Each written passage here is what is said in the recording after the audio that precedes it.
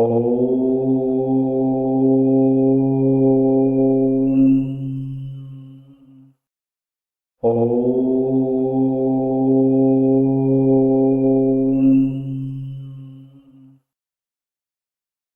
துளி YouTube channel அன்பர்களுக்கு வணக்கங்கள். நான் உங்கள் ஸ்ரீனிவாச நடராஜ பார்த்தசாரதி. இப்போ நாம பார்க்க போற பதிவு ஏற்கனவே போடப்பட்ட பதிவினுடைய நீட்சி. அதாவது பாவ புண்ணியம், முற்பிறப்பு, அடுத்த பிறவி, இந்த சப்ஜெக்டினுடைய தொடர்ச்சியாக கூட அதை வச்சுக்கலாம். ஸோ இந்த சொல்லப்படுகிற கருத்துக்கள் அப்படின்னா என்னுடைய அனுபவ ரீதியாகவும் நான் கிரகிச்ச விஷயத்தை வச்சு தான் இந்த பதிவையை நான் போடுறேன். ஏன்னா அடுத்தவங்க சொல்லிட்டாங்கன்றதுக்காக நான் ஃபாலோ பண்ணுன்ற அவசியம் இருக்காது இல்லையா?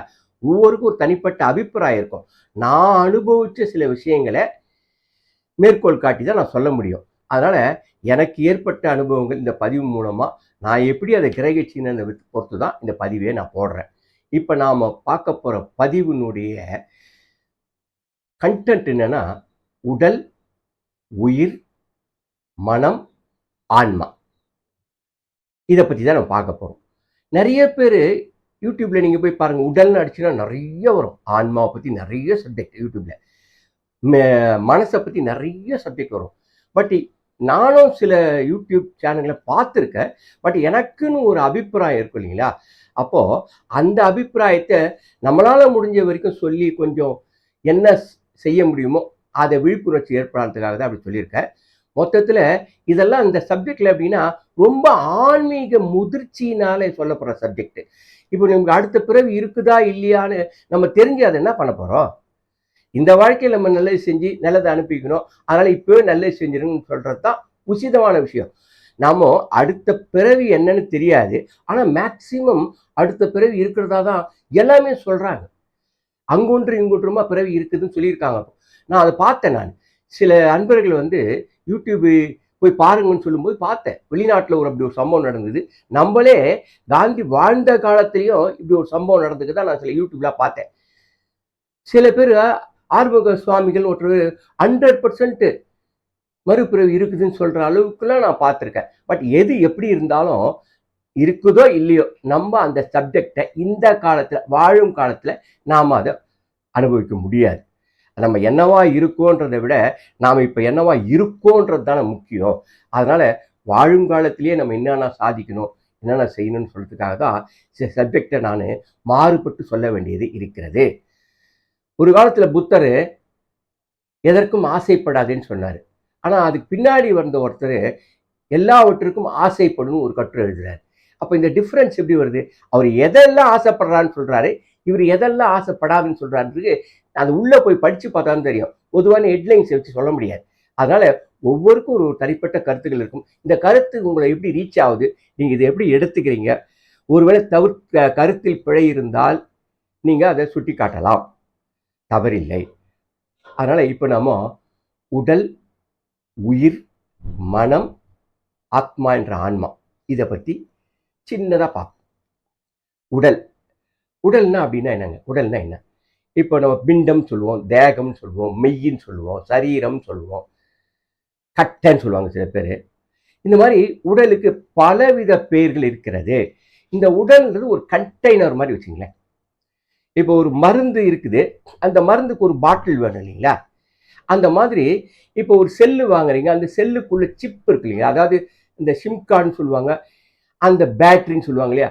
ஒரு மாதிரி அந்த மாதிரி கண்டெய்னர், அதாவது நாம ஏதோ உள்ள இருக்கிற விஷயத்துக்கு ஒரு போர்வை வேணும், ஒரு வெளிப்புற உருவம் வேணும் இல்லைங்களா? அதனால பாடி, அதாவது உயிர் என்ற ஒரு இதை சுமந்துக்கிறதுக்கு உடல் என்ற ஒரு போர்வை தேவைப்படுகிறது. காற்றடித்த பையடா அப்படின்னு சொல்றாங்க இல்லையா? அதனால உடம்பை வளர்த்தேன் உயிரை வளர்த்தேன்னு கூட சொல்லியிருக்காங்க. அது நம்ம உடம்ப நல்லா வச்சிருந்தா உயிரை கூட ஒழுங்கா வச்சுக்கலாம் அப்படின்றது. அதனால இந்த உடல் என்றது அழியக்கூடியது, கான்ஸ்டன்ட் கிடையாது. அப்போ இந்த உடல் எந்த வகையிலும் இருக்கலாம், ஒருத்தருக்கு ஒருத்தர் மாறுபட்டுக்கிட்டே இருக்கும். இந்த உடல் நம்ம இந்த உடலை வச்சுக்கிட்டு தனிப்பட்ட முறையில் உயிர் இல்லாத உடலை வச்சு ஒன்றுமே சொல்ல முடியாது.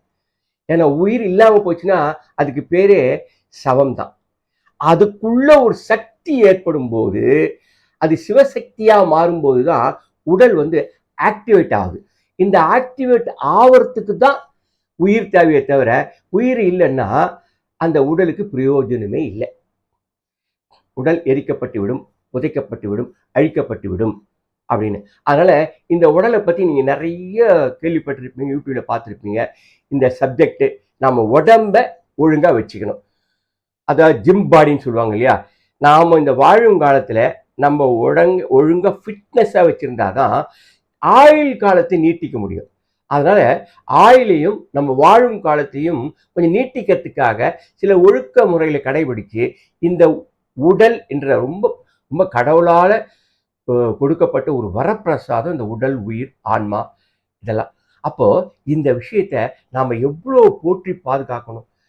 உடம்ப நல்லபடியா வச்சுக்கணும். பொன்னிற தேகம்னு சொல்றாங்க இல்லையா, அந்த மாதிரி இந்த தேகத்தை எந்த அளவுக்கு கிரிப்பா வச்சுக்க முடியுமோ அந்த அளவுக்கு கிரிப்பா வச்சுக்கணும்.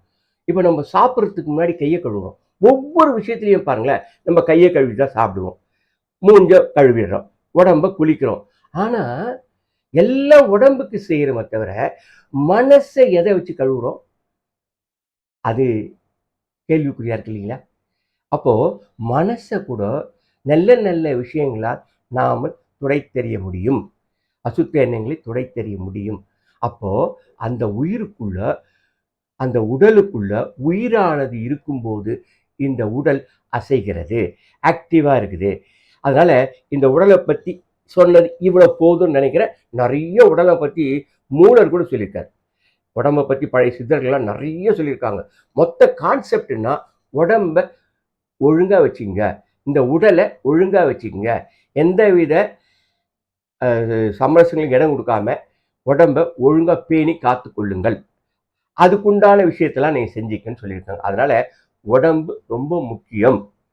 ஆனா அதை தாங்குற சக்தி அடுத்தது உயிர். இந்த உயிர் நம்ம உடலுக்குள்ள இருக்கிற வரைக்கும் தான் அதுக்கு மதிப்பு இருக்கும். இப்ப இந்த உயிர் வேற, உடல் வேலையான, ஆமா ரெண்டும் வேற வேற தான். அதாவது நாம உயிர் இல்லாதத உடம்பு, பிணம், சவம், பாடி, கட்டை அப்படிலாம் சொல்றாங்க இல்லையா. அப்ப உயிரோடு கலக்கும் போதுதான் அந்த உடலுக்கு உயிர் வருகிறது. உயிர் போயிடுச்சுன்னா எல்லாமே போச்சு. அப்போ உயிர்ன்றது ஒரு ஆக்டிவ் சக்தி. அந்த உயிர் நம்ம பாடியில எங்க இருக்கு அப்படி ஒரு கண்ணால பார்க்க முடியுமா அந்த உயிரை அப்படின்னு பார்க்கும்போது கண்ணால உயிரை பார்க்க முடியாது. ஆனா அந்த உயிர் எந்த பகுதியில இருக்குன்னு நம்ம பார்க்கலாம். சயின்டிபிக்கா சில விஷயங்களை பார்க்கலாம். உதாரணமா கை போயிடுச்சு வச்சுங்க, ஒருத்தருக்கு ஆக்சிடென்ட்ல உயிர் இருக்குமே. கால் போச்சுனாலும் உயிர் இருக்கும், கண்ணு தெரியலனாலும் உயிர் இருக்குது, காது கேட்கலனாலும் உயிர் இருக்குது இல்லைங்களா. அந்த மாதிரி எல்லா விஷயத்திலையும் உயிர் இருந்து கொண்டே இருக்கும். எந்த அவயம் பாதிக்கப்பட்டா உயிர் போயிடும் அப்படின்னு பாத்தீங்கன்னா, இப்ப மூளை இருக்குது வச்சுங்களேன். மூளை டெட் ஆயிடுச்சுன்னா உயிர் போயிடுமா? மூளை யோசிக்க திறமை இல்லைன்னா கூட கோமால உயிர் இருக்கும். நிறைய பேர் பார்த்துருப்பீங்க, உயிர் இருக்கு சார் ஆனா கோமால இருக்கிறாரு, அவருக்கு அந்த உணரும் சக்தி இல்லை, சிந்தனை சக்தி இல்லை, அது செயல்படல, கோமா ஸ்டேஜில் இருக்காங்க. அப்போ கோமா ஸ்டேஜில் இருக்கும்போது மூளைக்கு வேலை இல்லை, அதனால கோமா ஸ்டேஜில் இருக்காங்க. அப்போ உயிர் இருக்குது, உடல் இருக்குது, உயிர் இருக்குது. அப்போ மூளைக்குரிய அறிவுபூர்வமான சிந்தனை கொடுக்குற மூளை தான் இறந்து போச்சு வச்சுங்க, ஒண்ணுமே பண்ண முடியாது, அது கோமா ஸ்டேஜ். இப்போ அந்த உயிர் வெளியில போயிடுச்சுன்னா மூளையும் ஒர்க் பண்ணாது, எந்த உறுப்பும் ஒர்க் பண்ணாது. அப்போ இந்த உயிர் எங்கிருக்கிறது அப்படின்னு பார்க்கும்போது இருதயம் ஒரு பம்பிங் ஸ்டேஷன் இருக்கு இல்லையா, ஹார்ட். இந்த ஹார்ட் ஃபங்க்ஷன் ஆகலன்னா அதுதான் எல்லா உச்சி முதல் பாதம் வரை உள்ள எல்லா இடத்துக்கும் ரத்தத்தை கொண்டு போய் சேர்த்துக்கிறது. அப்போ நிச்சயமா அந்த பம்பிங் ஸ்டேஷன் அதுதான் ஹார்ட், இருதயம், முக்கியமான ஒரு விஷயம்.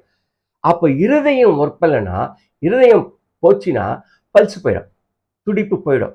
அப்போ முக்கியமா உடம்புல தலை முதல் பாதம் வரை இருக்கிற எல்லா பாகத்திலையும் எந்த பாகத்தோட தொடர்புபடுத்தி டிஸ்கனெக்ட் ஆயிடுச்சுன்னா உயிர் போயிடும்னா இருதய பகுதி. இப்போ அந்த இருதயத்தை கூட மாட்டு இருதயம் சொல்லி வச்சு மறுபடியும் ஓட வைக்கிறாங்க. சில பேர் ஸ்பேஸ் மேக்கர் வச்சு அந்த துடிப்பை கொடுக்குறாங்க. நிறைய விஞ்ஞான மருத்துவத்தில் வளர்ச்சி ஏற்பட்டிருக்கிறது. ஆமத்தில் உடல்ன்றது தனி, அது எதுக்கு சம்பந்தம் இல்லாதது. அதை இயக்கக்கூடிய உயிர் எந்த பகுதியில் இருக்குதுன்னா ஹார்ட் ஆஃப் தி மையப்பகுதி. அப்போ இருதயம் தான் உயிரே உயிரேன்னு பாட்டுங்கள்லாம் சிலலாம் வரும், பார்த்துருப்பீங்க நீங்க. இதயத்தில் வாழ்பவள் என் இதயத்தின் நடு இருந்திட்டோனே. அப்போ இதயத்துல தான் அந்த உயிர் இருக்குதுன்னா அந்த உயிர் கண்ணால பார்க்க முடியாது. அதனுடைய மைய புள்ளின்றது இருதயத்தில் தான் இருக்கிறது. ஆகவே உயிரை காப்பாற்றுவதற்கு நிறைய உறுப்புகள் இருக்கிறது. அதில் பிரதானமான உறுப்பு இருதயமே. அப்ப இந்த இருதயத்தை நல்லபடியா வச்சுக்கணும் அப்படின்னா இருதயத்துக்கு சம்பந்தம் இல்லாத பிடிக்காத விஷயங்களை நாம செய்யக்கூடாது. அதனால இருதயத்தை பலப்படுத்துங்கள். இருதயம் சம்பந்தமான இதமான செய்கைகளை செய்து கொள்ளுங்கள். சில பேர் தேவையில்லாத ஒரு உணர்ச்சி வசப்படும் போது ஹார்ட் அட்டாக்னு சொல்றாங்க பாருங்க. அப்ப கூட சொல்றாங்க பார்த்தீங்களா, ஹார்ட் அட்டாக்னு சொல்றாங்க. அவனுக்கு தேவையில்லாத சமாச்சாரம் கேள்விப்படும் போதோ இல்லை தாங்கக்கூடிய சக்தி அந்த இதயத்துக்கு இல்லாமல் போகும்போதோ இந்த பாதிப்புக்கெல்லாம் இதயத்துக்கு ஏற்பட்டு விடுகிறது. சில பேர் கொழுப்பு சக்தினால நரம்புங்கள்லாம் அடைச்சிக்கிட்டு ஆஞ்சியோகிராஃபி பண்ணுவாங்க. ஸோ இந்த கொழுப்பு நரம்புல அடைச்சிக்கிறதுனால அந்த நரம்புல ரத்த ஓட்டத்தை அது குறைக்கிறது இல்லைங்களா. அந்த ரத்த ஓட்டம் பல நரம்புகளில் பிளாக் ஆகும்போது அது இருதயத்துக்கு போய் சேருவதில்லை. அந்த இருதயம் பம்பிங் பண்ணும்போது எல்லா இடத்துக்கும் கொண்டு சேர்க்க முடியாம தவிக்கிறது. அப்போ நீங்க கொழுப்பு சத்தை எந்த அளவுக்கு குறைச்சிக்க முடியுமோ குறைச்சிக்கொள்ளலாம் பொதுவாகவே. அப்போ எதனால அந்த இருதய அடைப்பு வருதுன்னா பல காரணங்கள் சொல்றாங்க. அதுக்கு நரம்பு அடைப்படுறதுக்கு பல காரணங்கள் இருக்குது. அதனால சில யூடியூப்ல பார்த்து சொல்லுவாங்க இதயம் பலப்படுறதுக்கு என்னென்ன உணவு சாப்பிடலாம், நரம்புல பிளாக் வர்றதுக்கு என்னென்ன உணவு சாப்பிடலாம், சாத்விக உணவு சாப்பிடலாம், அசைவ உணவு சாப்பிடலாம், எதெல்லாம் இருதயத்துக்கு பலமாக இருக்கும், மற்ற உறுப்புகளுக்கெல்லாம் என்னென்ன உறுப்புகள் இருக்கும், அதே இதை சாப்பிடலாம் அப்படின்லாம் சொல்லுவாங்க. அதனால இந்த உடலை பேணி காக்கும் போது உயிரையும் நாம ஜாக்கிரதையை ஹேண்டில் பண்ணோம். இந்த உயிரை தாக்கக்கூடிய சக்திகள் அனைத்து உறுப்புகளுக்கும் பாதம் முதல் தலை வரை, உச்சி முதல் பாதம் வரை அனைத்து உறுப்புகளுக்கும் இருக்கிறது. அதனால எல்லா உறுப்பையும் ஆக்டிவா வச்சுக்கணும். ஒரு உறுப்பு மாத்திரம் வேலை செஞ்சா மற்ற உறுப்புங்க வேலை செய்யாம இருக்கும். அதனாலதான் இன்னைக்கு கூட பாருங்களேன், ஐடியில் இருக்கிறவங்க பெரும்பாலும் ஒரே கம்ப்யூட்டர்ல உட்காந்தாங்கன்னா உட்காந்துட்டே இருப்பாங்க. 10 மணி நேரம் வேலை செய்வாங்க. மற்ற உறுப்புகளுக்கு வேலையே இல்லை. மூளைக்கு மாத்திரம் அதிகமா வேலை கொடுக்கறதுனால அவங்க ரொம்ப ஸ்ட்ரெஸ்ல இருப்பாங்க. நிறைய பேர் பாருங்க ஐடியில் இருக்கும் ஸ்ட்ரெஸ்ல இருப்பாங்க. அதனாலதான் அவங்களுக்கு ஒரு சேஞ்சு கொடுக்கறதுக்காக சில கெட் டுகெதர் நடக்கிறது, கம்பெனியும் சில கேளிக்கை நிகழ்ச்சிகள் நடத்தும். எந்த வகையிலையும் அவங்க மனசை கொஞ்சம் நல்லா வச்சுக்கிறதுக்காக சில சம்பவங்கள்லாம் அந்த கம்பெனியை நல்ல முறையில் பண்ணி கொடுக்குது. ஏன்னா அவங்க ஃபுல்லாக உக்காந்துக்கிட்டு மூளைக்கு கொடுக்குற வேலையை அதிகமாக செய்கிறாங்க. சில பேர் உடம்பை வர்த்தி வேலை செய்வாங்க. இப்போ கொளுத்துக்கார வேலை செய்கிறாங்க, இரும்பு வேலை செய்கிறவங்க, இவங்களாம் பியூர்லி மூளைக்கு அவ்வளோ வேலை இருக்காது, ஆனால் உடம்பு ஃபிசிக்கல் ஒர்க்கு அது வேலை செய்வாங்க. பட் கம்பேரிட்டிவ்லி பார்த்தீங்கன்னா அவங்க பாடி ஃபிட்னஸாக இருக்கும். அதனால நீங்க ஒரு அரை மணி நேரம் உட்கார்ந்தாலும் 1 மணி நேரம் உட்கார்ந்தாலும் சரி, இந்த உடலையும் பாதுகாக்கணும், உயிரையும் பாதுகாக்கணும், அதோட உறுப்புகளையும் பாதுகாக்கணும்னா உச்சி முதல் பாதம் வரைக்கும் நம்ம ஏதாவது ஒரு ஆக்டிவிட்டிஸ்ல இருந்துகிட்டே இருக்கணும். நீங்க எதையுமே தோணாம சிந்திக்காம இருந்தீங்கன்னா மூளையை துருப்பிடிச்சு போயிடும்னு சொல்லிட்டு ஒரு நகைச்சுவையா கூட சொல்றது உண்டு. மூளையே இல்லாதவன், மூளை இல்லை, அறகுறையா இருக்கான், பைத்தியமா இருக்கான்னு சொல்றாங்க. அப்போ எல்லா உறுப்பையும் அதுக்கு தகுந்த மாதிரி ஆக்டிவேஷன் இருக்கிறதுக்கு உச்சி முதல் பாதம் வரை உள்ள நடக்கிறது, முக்கியமா வாக்கிங். ஏன்னா வாக்கிங் நடந்தா எல்லா உறுப்புகளுக்கும் வேலை கிடைக்குது இல்லையா. அதனால வாக்கிங் போங்க. பெரும்பாலும் முறையில் வாக்கிங் அட்லீஸ்ட் ஒரு 1/2 ஹவராவது வாக்கிங் போங்க. உங்களால் முடிஞ்ச எளிய வகை உடற்பயிற்சிகளை செய்து கொண்டு வாருங்கள். நானும் ஒரு கட்டத்தில் வாழ்க வளமுடன் வேதாத்தி மகிழ்ச்சியில் வழிகாட்டுதலின் பணியில் நான் போய் இந்த கிளாஸ் அட்டன் பண்ணியிருக்கேன். நான் கிட்டத்தட்ட ஒரு 20-25 வருஷமா அதை ஃபாலோ பண்ணிட்டு தான் வரேன். இன்னைக்கு எனக்கு 70 வயசு ஆயிடுச்சு. இன்னைக்கு அந்த வேதாத்தி மகிழ்ச்சி சொன்ன சில எளிய உடற்பயிற்சிகள் செய்து கொண்டு தான் இருக்கிறேன். எதெல்லாம் எதெல்லாம் எப்படிலாம் செஞ்சு நம்ம உடலையும் உயிரையும் மற்ற உறுப்புகளையும் பாதுகாத்துக் கொள்ள முடியுமோ அவ்வளோத்தையும் பாதுகாக்கணும். அதே நேரத்தில் இப்போ மனம் சிந்தனை இது தனியா இருக்கா? அப்படி கிடையாது. உடல் உயிர் இது ரெண்டை தவிர மனம் வந்து பிரான்ச்சு தான். உயிர் இருக்க வரைக்கும் மூளை வேலை செய்யும் போது மனம் வேலை செய்யும். அதனால மனம் சிந்திக்குதுன்னா அதுக்கு மூளை வேலை செய்யணும். அதனால் மூளையை தனியாக சிந்தனையை தனியாக பார்க்க முடியாது, யோசிக்கிற விஷயத்தை தனியாக பார்க்க முடியாது. அது மூளையோடு சம்பந்தப்பட்ட விஷயம், அறிவுபூர்வமான விஷயம் மூளையில் தான் கிளம்புகிறது. அதனால மூளையால் யோசிக்கிறவங்களுக்கு தான் அந்த மனம். இருதயத்தை வச்சுக்கிட்டு நான் மனசையே கொடுத்துட்டேன், அப்படின்னு சொல்லுவாங்க. இருதயத்தை கொடுக்குறேன்னு சொல்றதுக்கு பதிலாக மனசை கொடுத்துட்டேன்னு சொல்லுவாங்க. மனசு எப்படி கொடுக்க முடியும்? இருதயம் நினைச்சாதானே கொடுக்க முடியும். அதுக்கு சப்போர்ட்டா மூளை ஒர்க் பண்ணாதானே கொடுக்க முடியும். அதனால எல்லா உறுப்புகளும் முக்கியம். அதுல உடல் உயிர் தான் இம்பார்ட்டன்ட். மனம் ஆத்மா இதெல்லாம் செகண்டரி சப்ஜெக்ட். சில பேர் இந்த உடம்பு முடிஞ்ச பிறகு, இந்த ஆயுள் முடிஞ்ச பிறகு இந்த ஆத்மா வேற ஒருத்துல போய் உடம்பு எடுக்குது அப்படின்னு சொன்னா அது வேற சப்ஜெக்ட். அது அடுத்த பிறவின்னு சொன்ன சப்ஜெக்ட். அதனால அந்த சப்ஜெக்ட் பத்தி நம்ம ஏற்கனவே சொல்லியிருக்கோம். அதுல 1008 கான்ட்ரவர்சி வேற இருக்குது. அந்த சப்ஜெக்டுக்குள்ள நம்ம போகலாம். நாம இருக்கிறோம், இந்த உடம்புல பாதுகாப்போம். அந்த உடம்பை பாதுகாத்து உயிரை பாதுகாப்போம். இந்த உயிர் ஆக்டிவா இருக்கிறதுக்கு, உடம்பு ஆக்டிவா இருக்கிறதுக்கு என்னென்ன உறுப்புகளுக்கு என்னென்ன வேலை செய்ய முடியுமோ அந்தந்த வேலையை செஞ்சு அது அதுக்கு எக்ஸசைஸ் உடற்பயிற்சி மூலமா கொஞ்சம் டானிக் கொடுக்குற மாதிரி செஞ்சீங்கன்னா உங்க உடம்பை உயிரையும் பலமாக பாதுகாத்துக் கொள்ளலாம். ஆரோக்கியமான வாழ்வு, ஆனந்தமான வாழ்வு. அதனால ஏதோ சொல்லணும்னு தோணுச்சு, என்னால முடிஞ்ச பதிவை போட்டிருக்கேன். இதுவரை உங்களிடம் சொல்லிக் கொண்டிருப்பது உங்கள் சீனிவாசன் நடராஜ பார்த்தசாரதி. வாழ்க வையகம், வாழ்க வளமுடன். ஏரி குளம் கிணறு ஆறு எல்லாம் நிரம்பி வழிய மாறி அளவாய் பொழிக, மக்கள் வளமாய் வாழ்க. இப்போ புயலை சந்திச்ச காலத்தினால இதை நான் எப்பவுமே சொல்றது உண்டு. அதே மாதிரி இறையூர்லே, திருவூர்லே, குருவூர்லே, பரம்பூர்லே எல்லாம் நீ கடாட்சி சொல்வாய் தாயே. வாழ்க வளமுடன் கிளாஸுக்கு போகும்போது சில விஷயங்களை உடம்புக்கு தேவையான சில ப்ரேயர்லாம் பண்ணி கொடுத்துருக்காங்க. அந்த ப்ரேயரை இப்போ நான் பண்ணுறது உண்டு. அதனால் உங்களுக்கு என்னென்னலாம் உடம்பையும் உயிரையும் பாதுகாத்துக்கு என்னென்ன சப்ஜெக்ட்லாங்குதோ அதெல்லாம் நீங்கள் கடைப்பிடிச்சு வாழ்வாங்கு நல்ல தேக ஆரோக்கியத்தோடு, நல்ல ஃபிசிக்கல் ஃபிட்னஸோடு வாழ்வாங்கு வாழ வேண்டுகிறோம். நன்றி, வணக்கம். வாழ்க வையகம், வாழ்க.